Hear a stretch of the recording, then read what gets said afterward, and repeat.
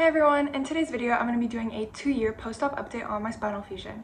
It's been almost a full year since I last uploaded on YouTube, which is really crazy, but a lot's been going on and today marks the official 2-year anniversary that I've had my spinal fusion. What I want to focus on today is just answering some of your guys' questions that you've asked me through Instagram and also YouTube comments, and I also want to talk about how my scoliosis and my spinal surgery has been affecting me over the past 2 years. I have all your questions over here, so let's get into it. The first and most commonly asked question I get is, how is my mobility and can I bend? When you get a spinal fusion, it fuses your vertebrae together. So the vertebrae that are fused, you can't move those because, at least in my case, I have titanium in my spine. So I was fused from T3 to L1, and that means that those vertebrae are fixed together and I can't move them. So if I were to bend, I can only bend like the bottom half of my spine, but the rest is like, it's straight, it's fused together. So I can still bend, just not fully. Like I can't do like a roll forward on the floor because my spine just doesn't do that. Another commonly asked question I get is, can you dance? Which I'm not a dancer, but I know that when you get your spine fused, it really limits your flexibility, so you won't be able to do a lot of the things with your back that you might be able to do before. Like I mentioned earlier, I can't do roll forward anymore. I know I can do cartwheels, but I don't know if I can do a handstand. That doesn't really have a lot to do with flexibility, but also just the mobility in your back.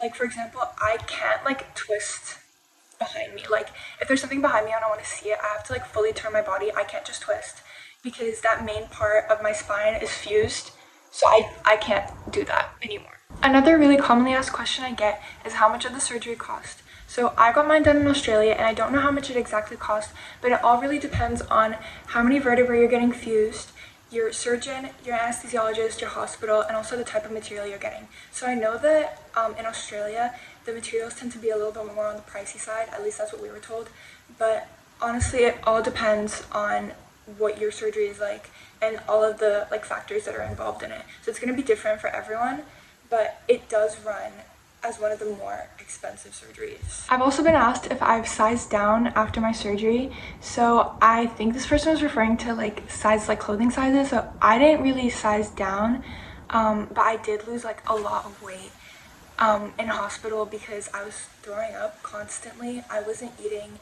which is really bad. And also just the whole trauma after surgery, it was a lot and it took a toll on my body quite a bit. But I wouldn't say I size down, if that makes sense.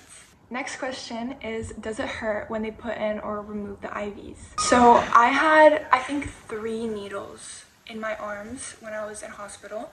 I had one on here and then one on here and one on here. I don't think it hurt a lot. In Australia, what they did is they put something called Amila patches on my hands, and that would sort of numb the area. You can see it in my surgery vlog, which will already have been linked in the iCard above. But basically what it is, it just numbs the area so that when they put in the needle, it hurts less. I feel like they should be doing this in a lot of places, but personally for me, it didn't hurt. Maybe it was a tiny pinch when they put it in, but then when I had the IVs in and the needles in my arms for the entire duration of the time I was in hospital, it didn't really hurt at all. Next question is, do you regret surgery? So personally, I don't regret surgery at all. I think it was the best thing I could have done for my body and for my health. I know a lot of people say that oh, there's a lot of complications, and yeah, it's one of the most probably one of the more dangerous surgeries that you could get. But personally for me, I don't regret it at all, and I'm one of the lucky people to have not had almost any complications after surgery. But obviously, because of how high risk of a surgery it is, there are going to be cases of people with complications. Personally for me, if I could do it all over again, I would do it the exact same way. I wouldn't avoid surgery because I feel like if you don't get surgery, at least in my case, if I hadn't gotten surgery, I would be battling with developing scoliosis for my whole life, and my life would be so much harder than it is now because I would have to go to physiotherapy to correct the curve, and my curve was well over 50 degrees when I had my surgery, so I feel like surgery was the best possible option for me. But obviously everyone's scoliosis is very different. You will not find 2 scoliosis cases that are the exact same. I think it's just important to get multiple opinions and also just really weigh the pros and cons of getting surgery. Next question is, how old were you when you had surgery?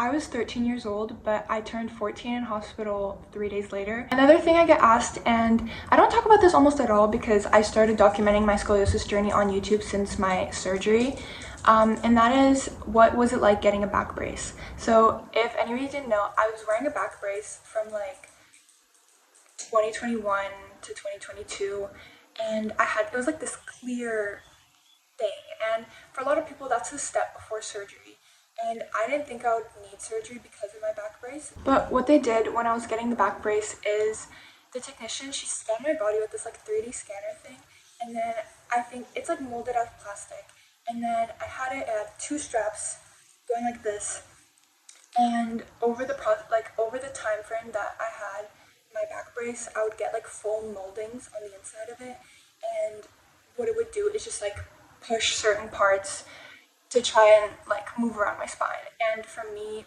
the back brace didn't work. I think at one point it might have made it worse because I was like growing and getting taller, and it was like really, like I was growing out of the back brace. Like I should have gotten a second one, but in my case I didn't actually need it because I was getting surgery anyway. But I was wearing my back brace like 16 to 20 hours a day. I was sleeping in it, and everyone's always like, oh my gosh, I don't know how you could sleep in it. But for me, that was like my favorite part. Like, I think that sleeping in it was so much better than like wearing it throughout the day, because I lived in Australia. It was really hot during the summer. That was like the hardest because like at school we had uniform, and I was wearing it under my uniform. I looked like a box. I looked like a box, and I kind of regret wearing it under my uniform instead of over my uniform, because I see all these girls on TikTok wearing their back braces over their clothes, and I think that's so cute now. Another question I get is whether I can feel the implants in my back or not. So I remember when I first got my surgery, I felt like someone was holding onto my back, like holding it together in a way where I couldn't move it, and I feel like that's still kind of how I feel today, but I'm not like aware of them anymore. Like my implants, they're just like there, and I've gotten used to the feeling of them being there, and I don't feel it. Like it feels normal, but if I like turn or bend, then I can feel it because it's like it won't let me bend, so like that's when I feel it. But other than that, like I don't know how to describe it, but sometimes I feel like I can feel the screws like when I touch my back. Like I don't like thinking about it too much, because when I become like hyper aware of like what's going on in my back, I start like kind of freaking out because it's really weird to me. But yeah, I don't really feel my implants. You get used to it after a couple weeks. So if you're someone who's about to get surgery and you're kind of stressed about the pain or anything, like after surgery you go on so many painkillers, like genuinely you won't feel a thing.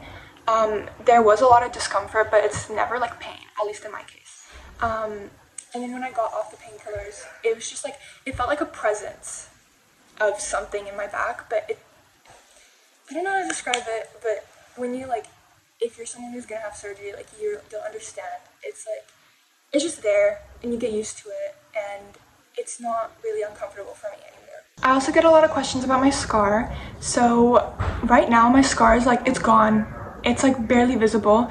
It's fully blended into like my back. You can't see it. You can only see it if you look for it, because it's like, it's there, but it's like not there. But last year was kind of pinkish, still pretty, like it was healing, and it takes a while to heal because it's a deep scar. But I scar in a way, like when I scar, like you can't even see it. So that's what happened with my back, and I'm kind of bummed about it because my scar is like my favorite thing about me. I love showing it off. I think it's really cool. Like I just love it so much.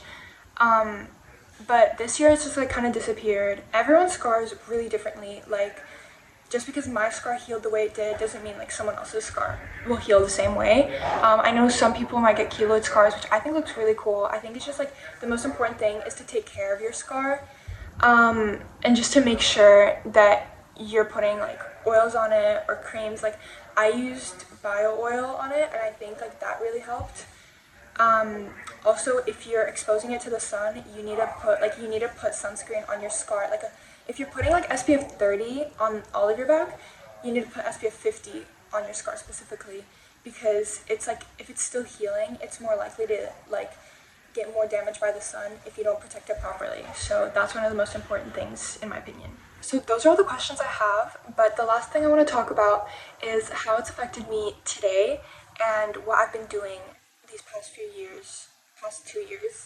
to sort of maintain my spine health. One of the main things I've been doing, and I got into this last year, is physiotherapy. So last year I met with a physiotherapist who created a set of exercises for me to do, which would help my spine. So the main thing that I've been focusing on is working my core, because when I got my surgery, my back muscles were so weak. And yeah, back muscles are something I need to take care of too. My surgeon, everyone, they always tell me like core is so important because it needs to like hold up your body. I think that's what it is. But I've been doing my physiotherapy and exercise, just like working out and doing specific core exercises that will help strengthen my muscles. And also watching out for how heavy my bags are and how I carry my bags, because that's like one of the main things that affected me when I had like before my surgery, wearing like a heavy bag on one shoulder, and it would like mess with my back. And that's one of the main things that like intensifies scoliosis, at least in my case, I think. I've just been like watching out for how heavy my bags are